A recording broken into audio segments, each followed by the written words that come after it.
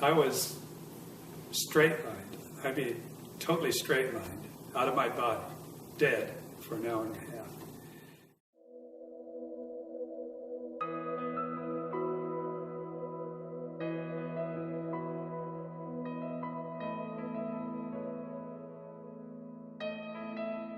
My name is Richard Cole, and I am 72 years old. I have never been what I would call religious. I've always believed that there was a God, and I believed that there was Jesus, but I've had doubts. I've been a doubter before. I'm no longer that. And this happened to me in 2005, so that was 6 years ago. And so how it came about was that I was on my way to Monterey. I go up there every year for the historic car races. While I was stopped at the stoplight, I had a pain that started in my jaw, right in the mandibular area, went down my jawbone, down my carotid artery, and into my chest. I said, "Oh, this is strange." My friend and his wife said, "What's wrong with you? You don't look very good. What's your symptoms?" I said, "Well, my hands feel a little sweaty and I feel a little clammy." I said, "I don't know what's going on." He says, "I'm going to take you to the hospital." I said, "Oh, I'll be okay. I'll go home and take an aspirin. This will be done with." He says, "No, we're going right now." So we went in and they put me on a gurney because there was no room in the emergency room. My blood pressure was extremely high. And they gave me a couple of shots right away to try and get my blood pressure down. And then I went right into the x-ray room, and they gave me some x-rays, and came back in a little while, and Steve, the doctor, a friend of mine, says, "You have a serious problem." I said, "Oh, really?" And he says, "Yes." He says, "You have an aneurysm, but what's worse, it's split, and I think you're bleeding internally." 5 o'clock the next morning, I was in the the ready room, rather, at Cottage Hospital. Anesthesiologist came in and says, "Well, I'm going to, give you a shot right now, and then you're going to go off to sleep." I said, "Okay." I said, "Is the doctor here yet?" "Yeah, he's here." So I asked to see him. I said, "Okay, what are you guys going to do to me?" And he says, "What we have to do is cool you down to a real low temperature, and when we do that, it'll be just like chopping a hole in Lake Michigan in the ice in the middle of the winter. Everything's going to stop. Your brain's going to stop, and your heart will stop." I said, "Well, I've never heard of that before, and I read a lot." And he says, "We usually don't tell our patients what we're going to do to them, or else they'd run down the hall dragging the IV behind them." They told me when I went in that I'd have about a 50-50 chance of making it. I found out later with that kind of operation where they take your heart out, you have a 10% chance of survivability. So the anesthesiologist put the IV in. I went off to sleep right away. They start rolling me down the hall to the operating room. And then I realized that I was still conscious and I wasn't under yet. It was like I was for a little bit, but then I was awake again. And I saw them roll me into the operating room. And so I wanted to tell the doctors that, "Hey, you got to give me some more of whatever it was you gave me because I'm not out yet." But I couldn't speak. I didn't have any pain or anything like that. I just could not open my mouth and get the words out, even though I tried very hard to tell them that I was still conscious.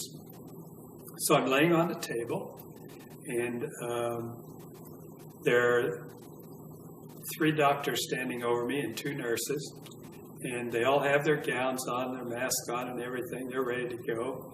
And I heard the doctor ask the nurse for the scalpel, and she got it, and she started to open me up from right here down to here. He did. Opened me up like that, and then they got an electric saw out and started cutting my breastbone open. And then I saw them go down and start to take my heart out, and then everything went black. But I was still conscious, but I couldn't see anything. And it was like a heavy black fog, and I'm just standing there looking around. I couldn't figure out what to do next or what was going to happen next.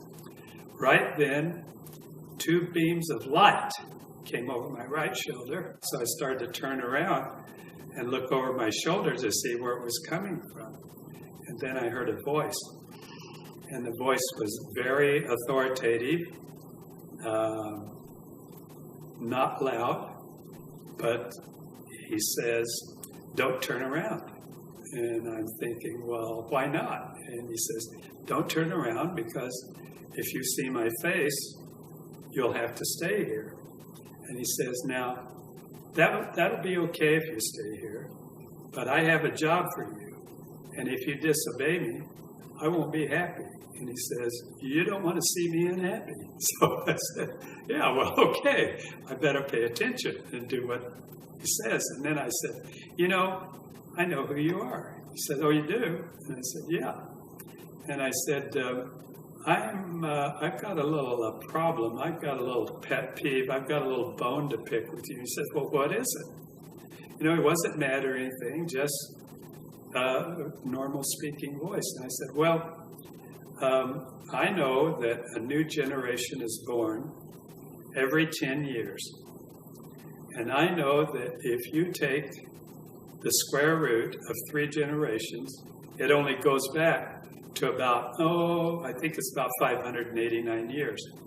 And I said, I know that in the Bible it says that Adam and Eve have been on the earth about 6,000 years, something like that." And he starts laughing. I said, "Well, what's so funny?" He said, "Well, you are." I said, "Why?" He said, "Your math is wrong." And then I just start thinking, I said, where did I get those numbers? I must have been crazy. I couldn't believe that I said that, because, I kind of like prided myself on knowing math and science. And all during this conversation, I had a feeling of where he was, that he was walking back and forth behind me, that he was sitting in a white throne, just a plain chair, didn't have jewels or anything on it, but just a plain white chair. And I could just feel that, and I don't know why. That's what I was feeling. The next thing that happened is he says, "Do you have any more questions before you leave?" I said, I got to think about this. And I thought, I was thinking really hard, what am I going to ask God? Couldn't think of anything. I wanted to be really smart enough to ask him something very pertinent. And so I said, well, I'm going to have to revert to an old cliche. What's the meaning of life? And he starts laughing again. I said, what's so funny now? And he says, well, I don't know why, but a lot of people ask me that question, and it's really real simple. But I tell you what, when you come back, we'll sit down. You can ask me all the questions that you ever will have. I'll answer for you. So I said, okay. He says, okay, it's time for you to go back. And I turned around. I'm sorry, but he put his arms around me. He put his arms around me. And it was a feeling that I can't explain. It was unconditional love, but it was words. I can't tell you the words. And I'm sorry, but I always act like this because I can feel it again. So,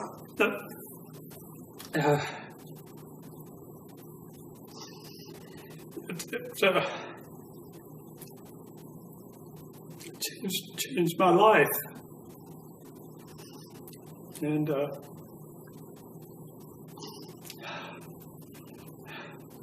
the next thing I heard was the nurse was saying, I think he's ready to come out of it. His temperature's at 90 degrees.